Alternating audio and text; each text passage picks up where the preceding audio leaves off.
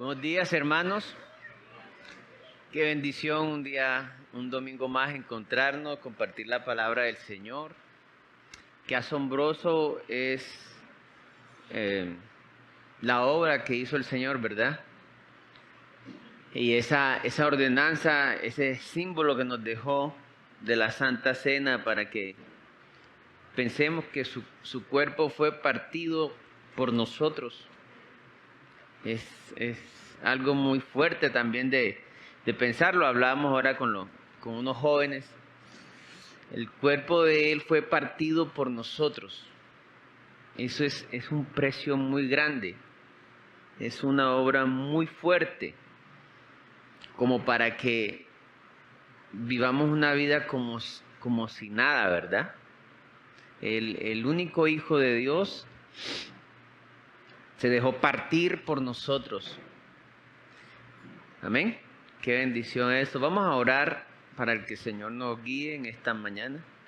Señor, te doy gracias por esta nueva mañana en donde tus misericordias son nuevas para nosotros, Señor.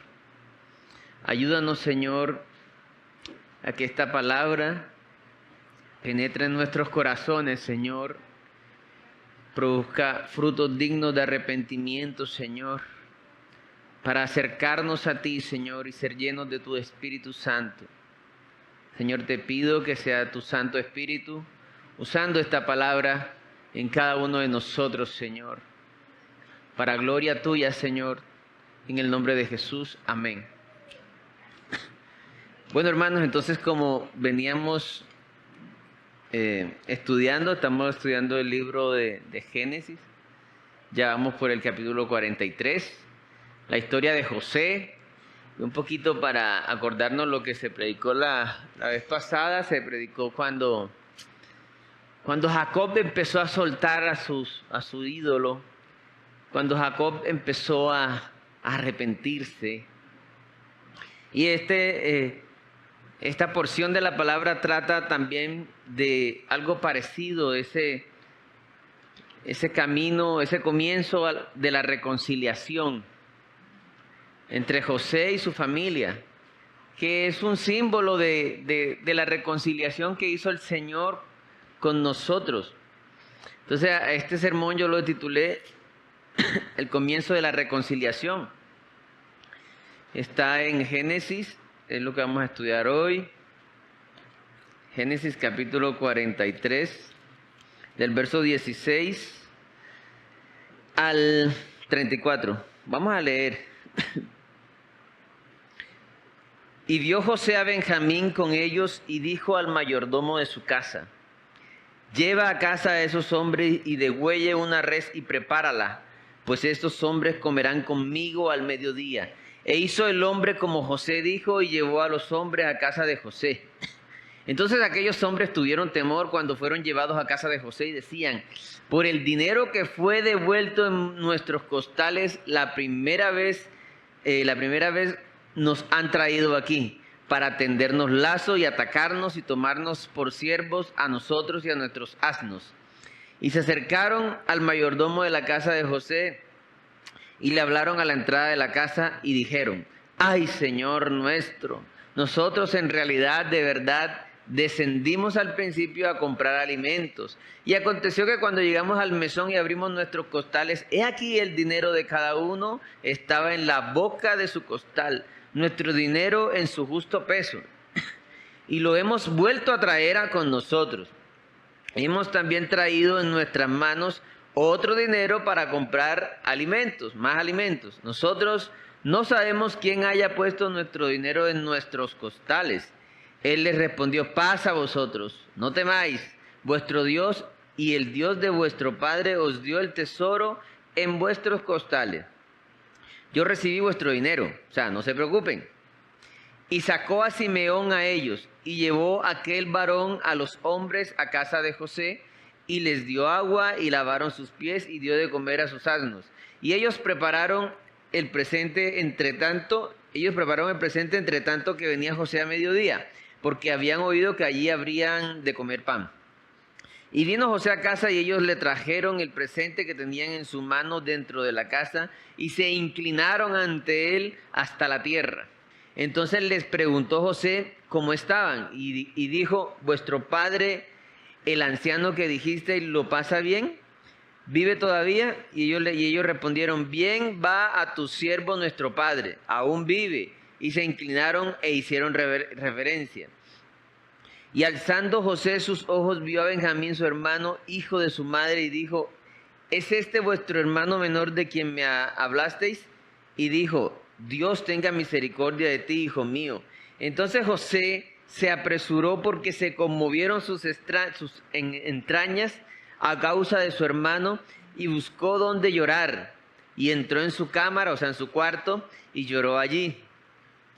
Y lavó su rostro y salió y se contuvo y dijo, poned pan. Y pusieron para él aparte y separadamente para ellos y aparte para los egipcios que con él comían, porque los egipcios no pueden comer pan con los hebreos, lo cual es abominación a los egipcios.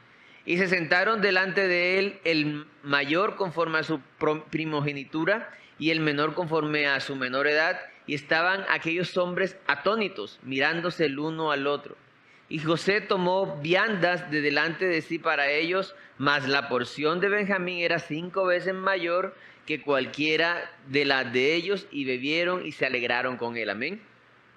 Bueno, un texto más o menos largo, pero no sé, hermanos, si a ustedes no se les viene a la mente un poquito la parábola del hijo pródigo. Es algo muy parecido de lo que pasa acá. Para entrar un poquito en contexto, esta era la segunda vez que venían a Egipto a comprar alimentos, había una hambruna en la tierra. Es la primera vez que José los reconoció enseguida que era su familia. Les dio todo lo que querían comprar, pero también les devolvió el dinero. Entonces ellos aquí, parte de lo que vamos a leer, estaban asustados, porque dijeron, lo del dinero, eso es una trampa, para decirnos que somos ladrones y nos van a coger presos. Eso fue una trampa. Como ellos estaban acostumbrados a eso, ustedes también pensaban que le iban a hacer lo mismo. Entonces, más o menos ese es el contexto que estamos hablando. La vez pasada el pastor estuvo hablando sobre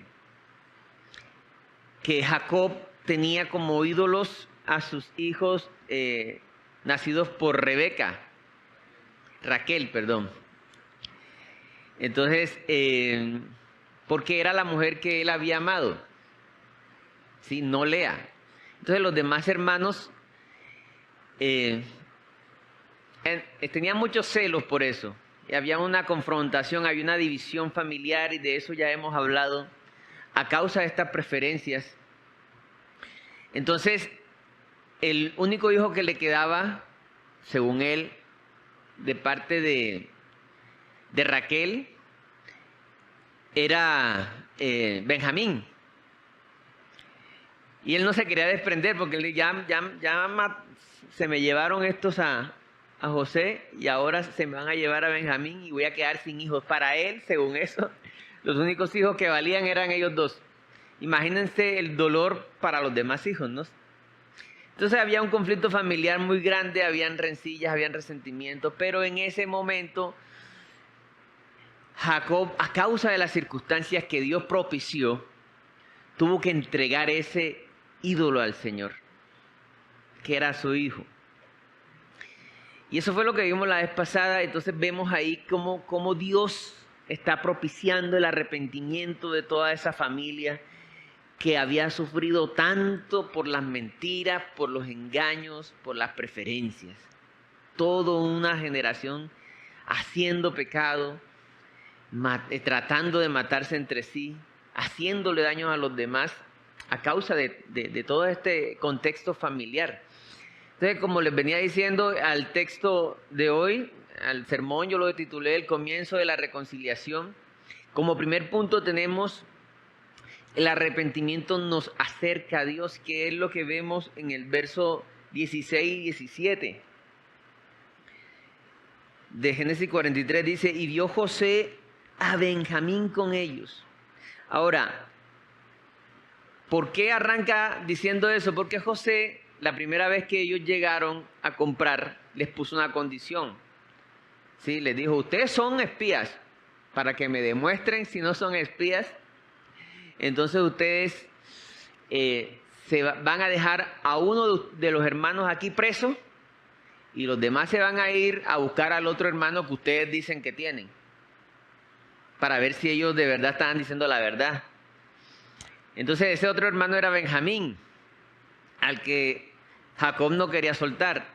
Claro, cuando José ve que llega Benjamín, se alegra, se sorprende, porque Benjamín está sano. ¿Entienden eso?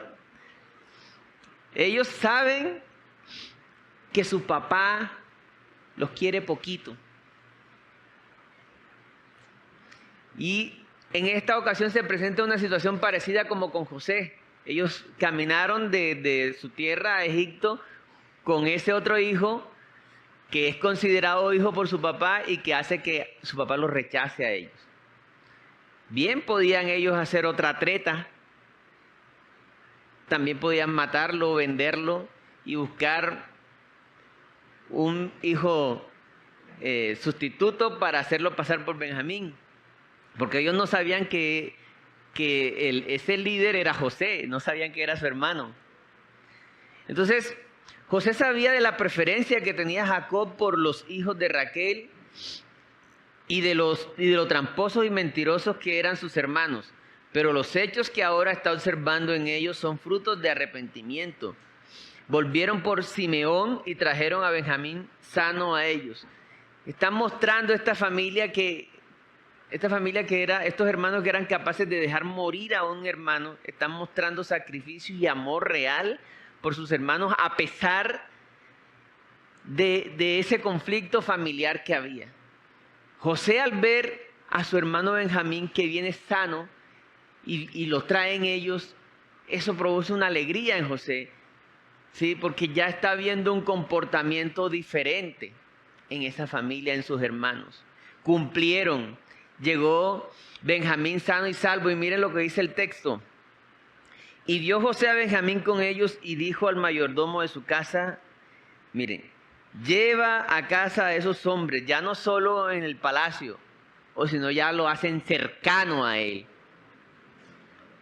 Cada vez que nosotros empezamos a mostrar un arrepentimiento genuino, a descansar en el Señor, a confesar, a entregarnos al Señor, el Señor permite que nos acerquemos. Empezamos a ser cercanos al Señor. Y ya no en el palacio. Ahora José quiere que estos hombres coman en su casa.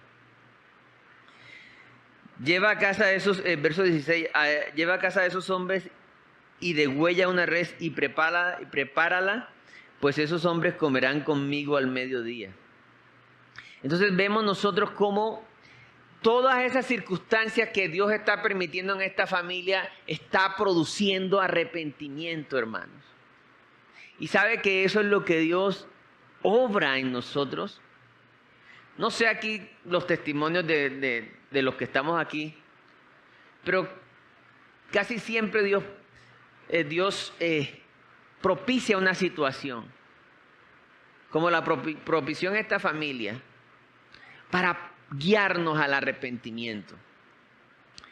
Vamos a mirar qué dice Romanos 2:4. Dice, o menospreciáis las riquezas de su benignidad, paciencia y longanimidad, ignorando que su benignidad te guía al arrepentimiento. Es Dios quien propicia el arrepentimiento en nosotros. ¿Cómo vemos esto en los hermanos? Vamos a revisar, vamos a mirar 2 Corintios 7, 9 y 10. Dice, ahora me gozo no porque hayáis sido contristados, sino porque fuiste contristados para arrepentimiento, porque habéis sido contristados según Dios, para que ninguna pérdida padecieseis por nuestra parte. Porque la tristeza que es según Dios produce arrepentimiento para salvación, de que no hay que arrepentirse, pero la tristeza del mundo produce muerte. Hermanos, entonces Dios propicia el arrepentimiento. Tenemos que estar preguntándonos nosotros, ¿qué está haciendo Dios en mí? ¿Qué estoy viviendo yo ahora? ¿Cómo está obrando Dios en mi situación actual? Y vemos en la familia de Jacob que el Señor lo propició. Vámonos a Génesis 42. Vamos a leer un texto, un poquito de lo que ya vimos. Verso 15 al 28. Esta es la primera vez que se encontraron los hermanos de José con José. Claro, ellos no sabían que era José, ¿no? En esto seréis probados. Vive Faraón que no saldréis de aquí, sino cuando vuestro hermano menor viniere aquí. Enviad a uno de vosotros y traiga a vuestro hermano, y vosotros quedad presos, y vuestras palabras serán probadas, si hay verdad en vosotros. El primer plan era que se quedaran todos presos y mandaran a un hermano, para ver si no eran espías. Claro, José ya sabía quiénes eran, ¿verdad? Y si no, vive Faraón que sois espías. Verso 17. Entonces los puso juntos en la cárcel por 3 días. Y al tercer día les dijo José, haced esto y vivid, yo temo a Dios. Si sois hombres honrados, quede preso en la casa de vuestra cárcel uno de vuestros hermanos, y vosotros id y llevad el alimento para el hambre de vuestra casa. Pero traeréis a vuestro hermano menor y serán verificadas vuestras palabras y no moriréis. Y ellos lo hicieron así. Entonces les cambia el plan y le dicen, bueno, ahora 3 días presos todos. No, ahora va a quedar uno solo preso y los demás se van. Miren el verso 21, esta situación, lo que está empezando a producir en sus hermanos. Miren lo que hace Dios. Y decían el uno al otro, verdaderamente hemos pecado contra nuestro hermano. Por primera vez están reconociendo lo que hicieron. Pues vimos la angustia de su alma cuando nos rogaba y no le escuchamos. Por eso ha venido sobre nosotros esta angustia. Entonces Rubén les respondió diciendo, ¿no os hablé yo y dije, no pequéis contra el joven y no escuchasteis? He aquí también se nos demanda su sangre. Claro, empieza también un conflicto. Fue culpa tuya, fue culpa de nosotros. ¿De quién fue la culpa? Pero ellos no sabían que los entendía José, porque había intérprete entre ellos. José sabía todo lo que ellos estaban comentando. Y se apartó José de ellos y lloró. Toda esta situación, imagínense a José, la carga emocional tan fuerte.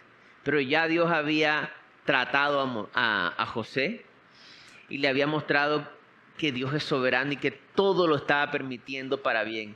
Y eso hacía de que José no le hiciera caso a sus impulsos de venganza, porque ya conocía cómo Dios obraba. Después volvió a ellos y les habló y tomó de entre ellos a Simeón y lo aprisionó a vista de ellos. Después mandó José que llenaran sus sacos de trigo y devolviesen el dinero de cada uno de ellos, poniéndolo en su saco, y les diesen comida para el camino, y así se hizo con ellos. Y ellos pusieron su trigo sobre sus asnos y se fueron de allí. Pero abriendo uno de ellos su saco para dar a comer a su asno en el mesón, y vio su dinero que estaba en la boca de su costal. Y dijo a sus hermanos, mi dinero se me ha devuelto y helo aquí en mi saco. Entonces él es, ¿qué dice? Lo que Dios empieza a hacer. Dios está mostrándoles a ellos la verdad de lo que le hicieron a José. Pero a la vez les está mostrando gracia y amor. Ellos decían, pero tenemos nuestro dinero acá. Y espantados dijeron el uno al otro, ¿qué es esto que nos ha hecho Dios? Están empezando a reconocer la obra de Dios en ellos. Al exponernos nosotros a la palabra, al buscar a Dios, Dios va a propiciar el arrepentimiento en cada uno de nosotros y el crecimiento espiritual. Así que no es buena pregunta decirnos, ¿por qué a mí? sino, Señor, ¿para qué? Y era una situación muy difícil, de hambre, de muerte, de sufrimiento, pero Dios estaba obrando, hermanos. Ahí vemos nosotros cómo Dios orquestó el arrepentimiento de esta familia, la reconciliación de esta familia. Verso 35, ahí mismo en el capítulo 42. Y aconteció que vaciando ellos sus sacos, he aquí que en el saco de cada uno estaba el atado de su dinero, y viendo ellos y su padre los atados de su dinero, tuvieron temor. Empieza Dios a asombrarles a ellos. Empieza Dios a hacer algo con ellos a través de la vida de José. Entonces, hermanos, el Señor está obrando y el Señor permite situaciones que muchas veces nos quitan la base, el sustento, en lo que nosotros estamos poniendo quizás el corazón, y Dios lo derrumba. Como polilla, dice un versículo, dice el salmista. Dios me derrumbó como polilla para volverte a hacer, para que veas tu pecado, para que reconozcas lo que has hecho y para que al mismo tiempo puedas ver su amor, para que al mismo tiempo puedas ver su gracia, puedas ver su misericordia. Y es lo que está haciendo el Señor con esta familia. Todos conocemos la referencia del hijo pródigo. En la parábola del hijo pródigo, el padre, cuando llega el hijo pródigo, no se venga contra él. Recordemos que el hijo pródigo pidió la herencia antes de que muriera. Imagínense eso. Imagínense que el hijo le diga al padre: Padre, ¿sabes qué? Tú no te has muerto, desgraciadamente, pero yo quiero que tú me des toda la herencia que a mí me corresponde. Imagínense para un padre que un hijo le diga eso. Tú no te has muerto todavía, pero yo estoy afanado por la herencia. Dame la herencia en vida. Y se va y gasta la herencia. Y cuando se ve en una situación, otra vez Dios propiciando situaciones, en que él se ve muy mal, dice la Biblia que él volvió en sí. Y dijo: ¿yo qué hago aquí comiendo de lo de los cerdos? Rogando para que me den lo de los cerdos. Más bien voy a ir otra vez a mi casa y no voy a esperar que mi padre me acepte como hijo de nuevo. Porque imagínense, mi padre me debe estar odiando. Más bien le voy a rogar que me deje ser un esclavo de él. Y se acerca donde su padre y para sorpresa de él, el padre lo recibe con los brazos abiertos y dice: maten al becerro más gordo. Ese es el amor de Dios hacia nosotros. Aquí, cuando llega, en este pasaje, cuando llegan los hermanos con Benjamín, bueno, ya no me trajeron al hermano mío que es por parte de papá y mamá, ahora mátenlos a ellos. A mí no me interesa, ellos quisieron matarme. ¿Sabe que esa es la lógica humana? Mírenme, yo soy José, el que intentaron matar. Ahora yo me voy a desquitar a ustedes, porque eso es justo. Y voy a tener a mi hermano conmigo, y ahora los que se van a morir son ustedes, o los que van a quedar de esclavos son ustedes. ¿Sabe? Y eso es como sí, lógico, ¿cierto? Pero aquí ocurrió lo ilógico. Aquí ocurrió que Él les prepara una cena, los recibe en su casa. El arrepentimiento, hermanos, nos acerca a Dios. Sabe que Dios conoce todo lo que hemos hecho, pero aún así Él nos ama. Efesios 2:13 dice: pero ahora en Cristo Jesús, vosotros que en otro tiempo estabais lejos, habéis sido hechos cercanos por la sangre de Cristo. Que en otro tiempo estaban lejos, como estos hermanos, ahora hemos sido cercanos por la sangre de Cristo. Necesitamos reconocer que somos merecedores del juicio de Dios. Es uno de los problemas que hay hoy día. La gran mayoría de la gente se creen buenas personas, ¿sí? Y que las cosas que han hecho son errores, o son víctimas de las circunstancias. Lo ve mucho uno en las fundaciones de rehabilitación o en los barrios marginales. No es que me toca así, esa es una respuesta común.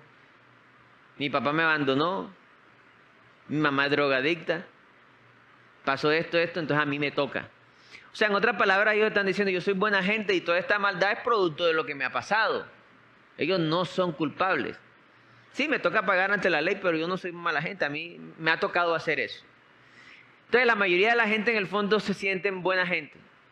Hasta los violadores más grandes, ustedes escuchan que dice, es que a mí un demonio me toma y no me puedo controlar. O sea, la culpa es del demonio.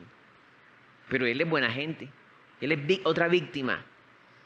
Ese es el gran problema, uno de los grandes problemas de hoy en día. Si un corazón tiene eso, no va a clamar por un salvador. Sinceramente, cuando no se ve culpable, cuando se ve buena gente, no clama por un salvador. Entonces el pago no se puede hacer. No puede recibir el regalo de la salvación, porque el regalo de la salvación es para pecadores, no para gente que se cree buena gente y víctima, y que solo comete errores. Esa es otra, ¿no? Sí, yo le he sido fiel a mi mujer, pero todos cometemos errores. No, o sea, un error es que yo camine y me tropiece y me caiga. Eso es un error. O que vaya a saludar a alguien y escriba hola sin H. Eso es otro error. Horror ortográfico. Eso es un error. Pero cuando se premedita algo, no es un error. Habla de la condición del corazón. Entonces, nosotros tenemos que entender eso. Que para que haya salvación, para que esa sangre nos acerque, necesitamos reconocer la maldad. No victimizarnos. Colosenses 1, 21 al 22 también habla de ese concepto de que éramos lejanos y ahora estamos cerca. Nos hizo estar cerca. Y a vosotros también que erais en otro tiempo extraños como estos hombres, ¿no? Y enemigos en vuestra mente, haciendo malas obras, ahora os ha reconciliado en su cuerpo de carne por medio de la muerte para presentaros santos y sin mancha e irreprensibles delante de Él. Lo grandioso del sacrificio hace que todo lo que hemos hecho sea pagado por Cristo, para que el Dios nos reciba como a un hijo más. ¿Sabe que cuando uno acepta este pago, cuando uno acepta esto, cuando Dios mira a ese nuevo creyente, es como si mirara a Jesús? Y por eso no lo rechaza. Ese es el regalo de la salvación. Pero tenemos que entender que no somos merecedores. Como segundo punto, este es el punto largo, creo que es donde más tenemos que meditar hoy en esta generación. Reconocer el pecado y reconocer que Dios está obrando para arrepentimiento, guiarnos al arrepentimiento. El segundo punto, en Dios recibimos la misericordia que no esperamos ni merecemos. Lo que vemos en Génesis 23, del 18 al 25, lo que ya leímos, donde ellos se sorprenden. Ellos jamás se imaginaron, hermanos, que José los iba a invitar a cenar. Jamás se imaginaron eso. Es más, pensaron que José les iba a hacer una treta. Ellos sabían que ellos merecían eso. Este hombre nos va a engañar, ¿verdad? Lo que leemos en Génesis 43, 18 al 25. Estaban asustados. No, ¿y cómo así que vamos a comer en la casa de José? No, esto es una trampa. Esto es mucho para nosotros. Pero ese es el amor de Dios. ¿Sabe que es incomprensible el amor de Dios? Y el amor de Dios es el que nos lleva a nosotros a producir frutos, hermanos. y eso lo vamos a ver ahorita. Vamos a ir a Primera de Timoteo 1, del 12 al 16. Dice así la palabra de Dios. Doy gracias al que me fortaleció, a Cristo Jesús. Doy gracias al que me fortaleció, a Cristo Jesús nuestro Señor, porque me tuvo por fiel. No dice que Él ha sido fiel, me tuvo por fiel, poniéndome en el ministerio. Habiendo yo sido antes blasfemo, perseguidor e injuriador. Ese perseguidor tiene que ver con busca para matar, no es que están jugando a las escondidas. Cuando la Biblia te habla que ha sido perseguido, es que si los cogen lo matan. Perseguidor e injuriador, mas fui recibido a misericordia porque lo hice por ignorancia e incredulidad. Pero la gracia de nuestro Señor fue más abundante con la fe y el amor que es en Cristo Jesús. Palabra fiel y digna de ser recibida por todos, que Cristo Jesús vino al mundo para salvar a los pecadores, dice, de los cuales yo soy el primero. Así se veía Pablo, hermano. Pablo no se veía a sí mismo como un superjusto. ¿Sabes cómo se veía Pablo? Como el peor de los pecadores, como el primero. ¿Sí? Dicen teólogos que era porque él perseguía a la iglesia y la mataba, y Pablo consideraba que lo peor que podían hacer era matar a un creyente por su fe.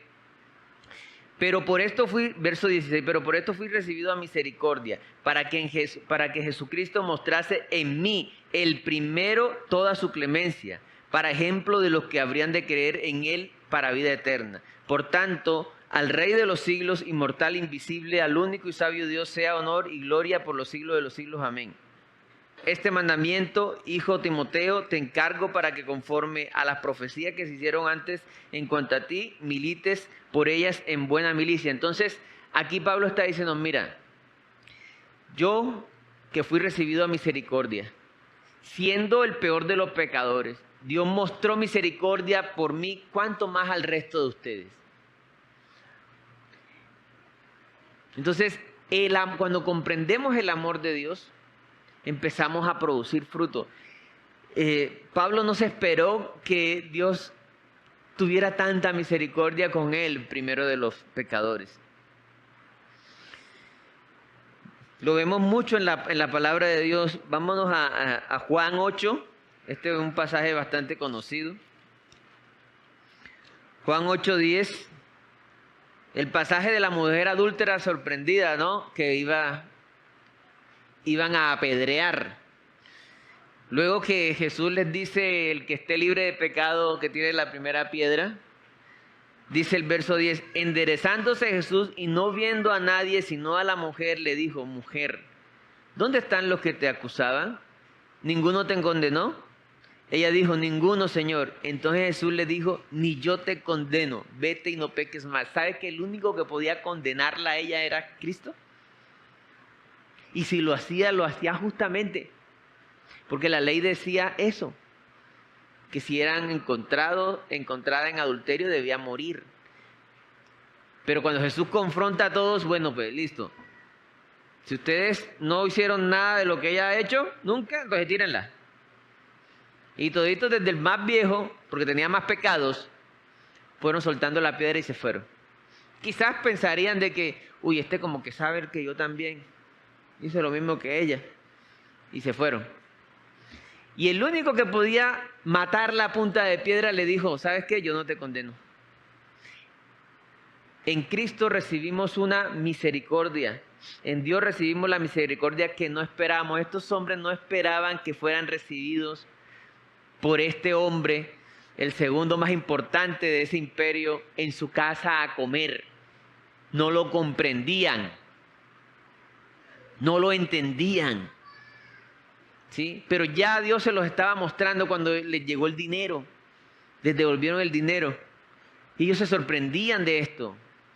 Porque no estaban acostumbrados a hacer eso, sino lo contrario, a aprovecharse, a tomar venganza. Dios les está enseñando amor. les está mostrando también el pecado. Como tercer punto, hermanos, y último punto, le puse el inexplicable amor de Dios. ¿Qué es lo que vemos en nuestro pasaje? Cuando José los invita a comer, cuando están ya comiendo, del 26 al 34. Y vino José a casa y ellos le trajeron el presente que tenían en sus manos dentro de la casa. Era como una costumbre de ellos. Nos invitaron a comer, lo mínimo que tenemos que hacer es también llevar un presente. Y se inclinaron ante él, miren, cumpliéndose la profecía, el sueño de José, ¿no? Que todos sus hermanos iban a postrar delante de él. Y se inclinaron ante él hasta la tierra. Entonces les preguntó José cómo estaban y dijo, vuestro padre el anciano, ¿cómo estaban? Y dijo, vuestro padre el anciano que dijisteis, ¿lo pasa bien? ¿Vive todavía? Empiezan ellos a hablar. Empieza José a indagarles. Empieza a preguntarle por Benjamín. El verso 32, y pusieron para él, o sea, para José aparte, y separadamente para ellos, y aparte para los egipcios que con él comían, porque los egipcios no pueden comer pan con los hebreos, los cuales es abominación a los egipcios. Miren el verso 33, y se sentaron delante de él el mayor conforme a la primogenitura y el menor conforme a su menor edad, y estaban aquellos hombres atónitos, mirándose el uno al otro. Imagínense la escena, ellos tenían como costumbre esto también, de que una forma de comer era que tenían el orden de acuerdo a la fecha de nacimiento de cada uno. Y se sorprendieron porque vieron que José hizo lo mismo con ellos, pero a la vez estaban sorprendidos porque estaban comiendo en la casa de este hombre. Ellos no entendían lo que estaba pasando. Y ese es el amor de Dios. El amor de Dios es incomprensible.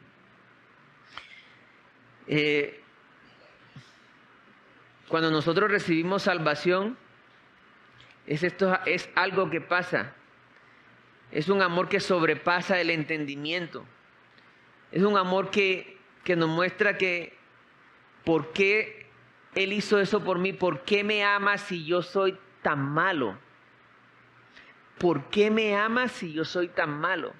De hecho, si nos ponemos a pensar un poquito, ¿qué necesidad tenía Jesús de pasar lo que pasó? ¿Sabe? Dice la Biblia que cuando se creó todo el universo,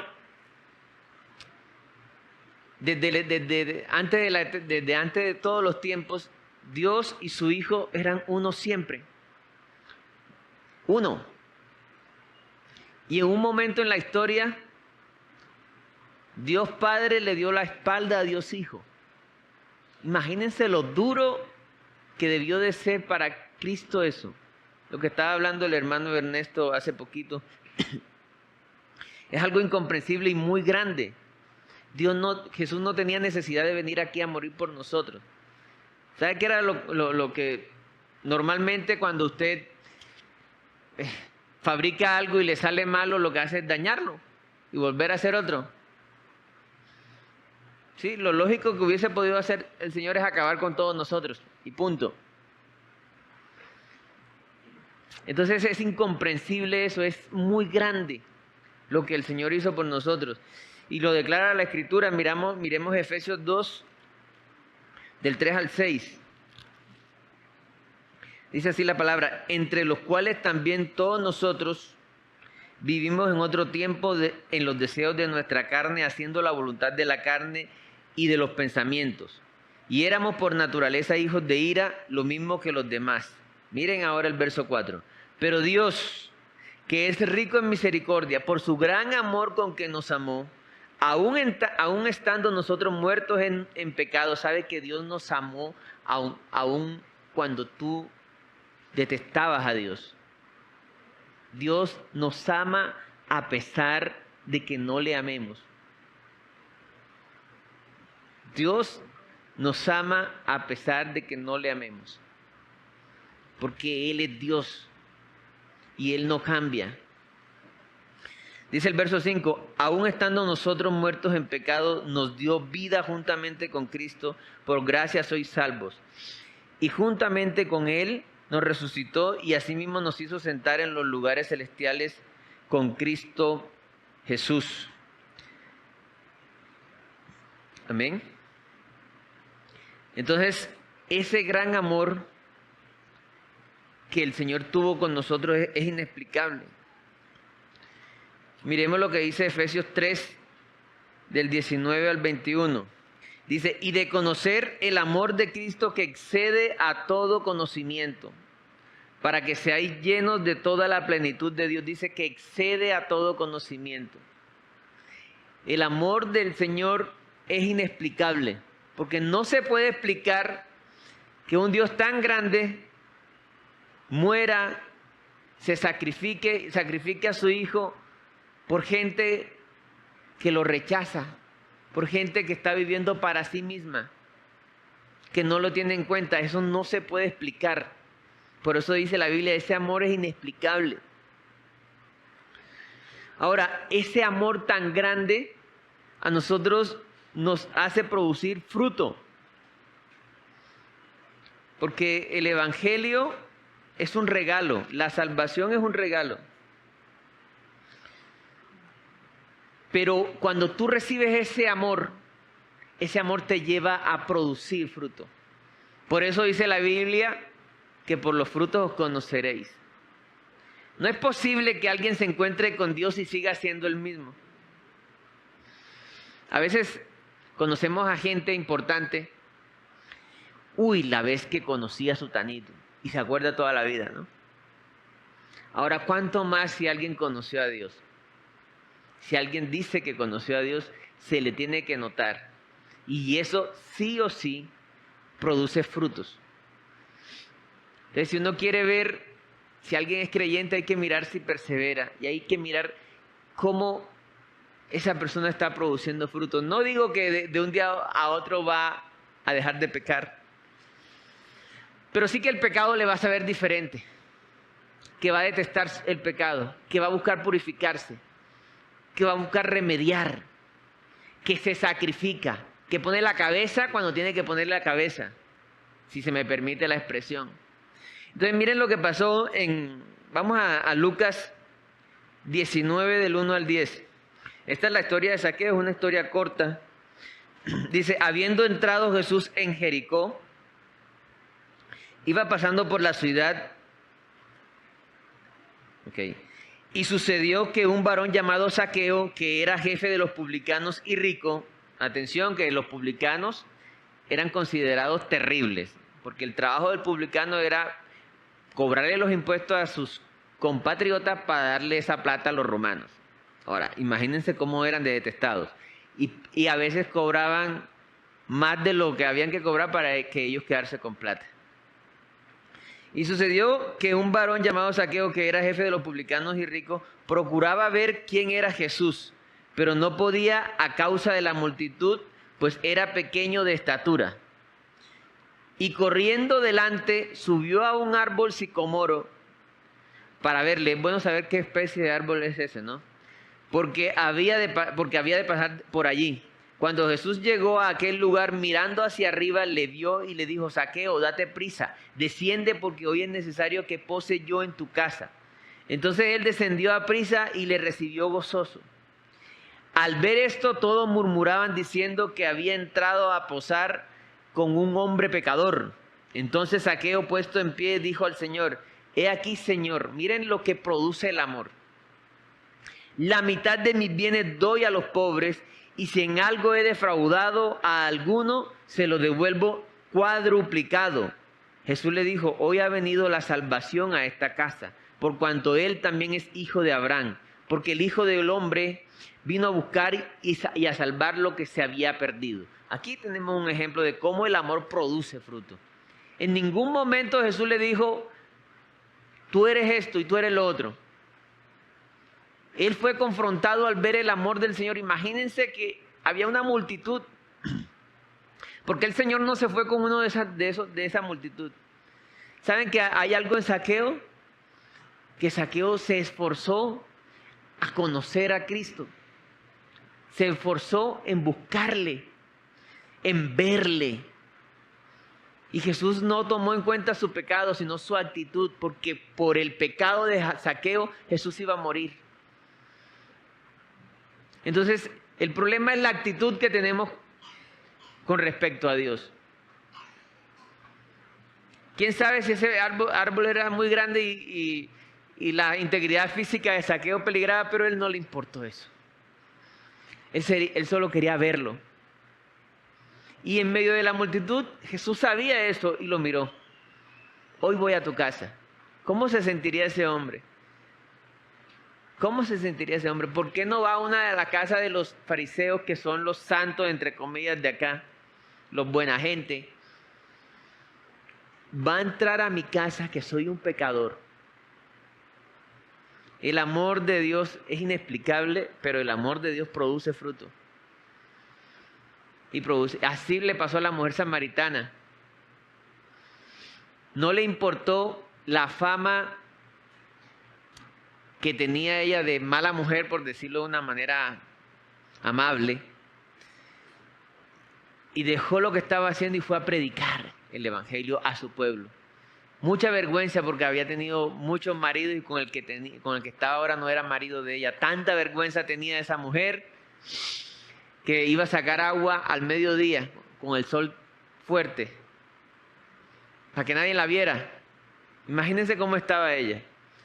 Pero al ver que un hombre la aceptó, le habló, la amó, eso produjo en ella un fruto.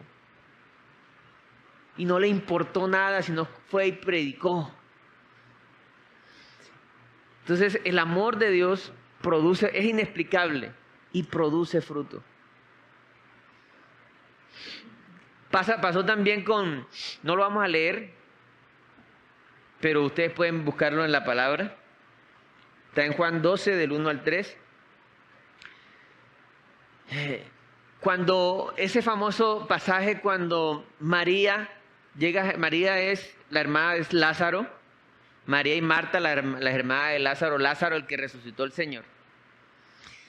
Llega Jesús, está en la casa de ellos y viene esa mujer y coge un perfume de nardo puro, costosísimo.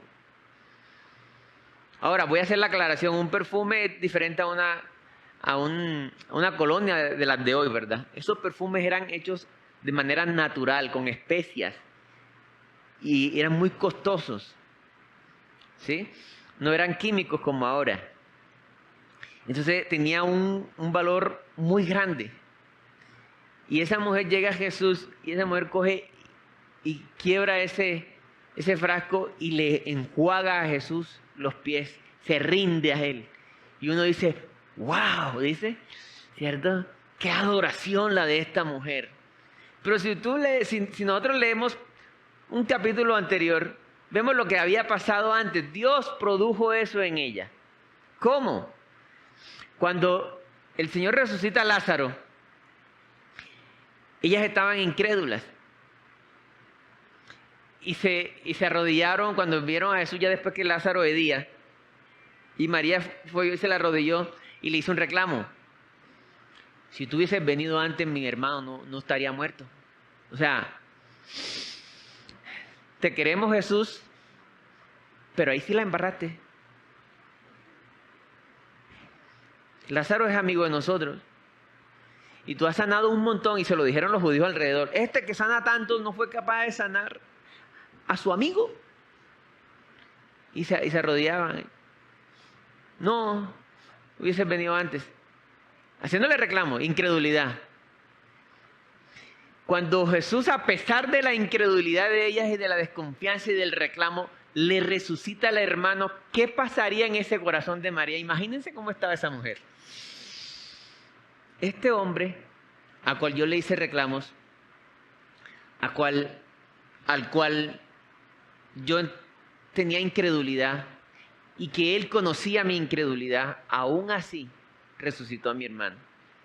Lo menos que ella pudo hacer, lo menos que encontró fue derramar ese perfume a sus pies. Entonces la gloria es para Dios.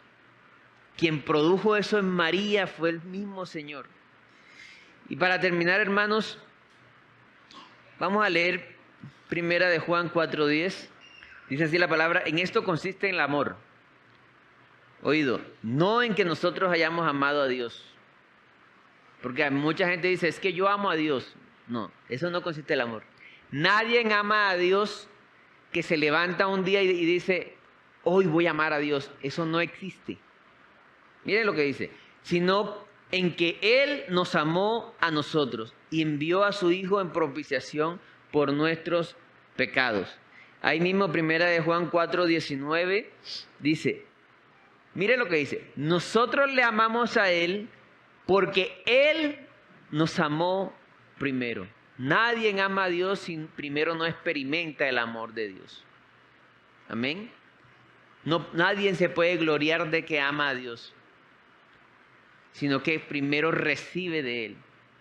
Y en la historia de nosotros vemos la gracia y el amor de Dios derramada en estos hombres.